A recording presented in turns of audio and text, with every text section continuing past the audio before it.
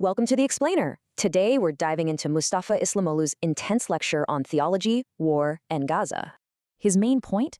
The physical devastation we're seeing actually masks a massive spiritual crisis for all humanity.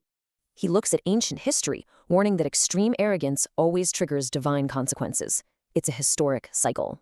He argues that unchecked power breeds catastrophic hubris. Suddenly, societies start viewing others as mere insects. To counter this, he brings up qisas. It's an Islamic concept of retaliation specifically designed to preserve life. It sounds like a paradox, right?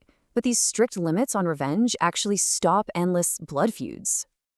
He contrasts this with modern warfare, noting traditional Islamic rules strictly prohibit killing civilians.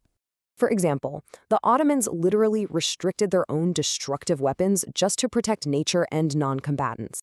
So he heavily critiques modern warfare's amoral logic, which somehow justifies the indiscriminate destruction in Gaza. Pivoting to the current Muslim world, he points out a massive demographic, 1.5 billion people. But get this, despite that huge population, they only control about 4% of the global economy.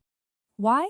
Well, he blames severe fragmentation, intense sectarian divides, and a total lack of central leadership.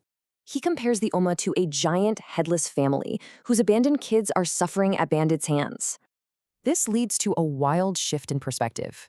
We think we're feeding Gaza, but Gaza feeds our souls. He calls Gaza a spiritual school. Their physical suffering is actively waking up a numb, spiritually dead world. The fix? He argues Muslims must ditch sectarian divides and completely unify around the Quran. Ultimately, true power isn't weapons. It's raising principled people who absolutely cannot be bought or sold.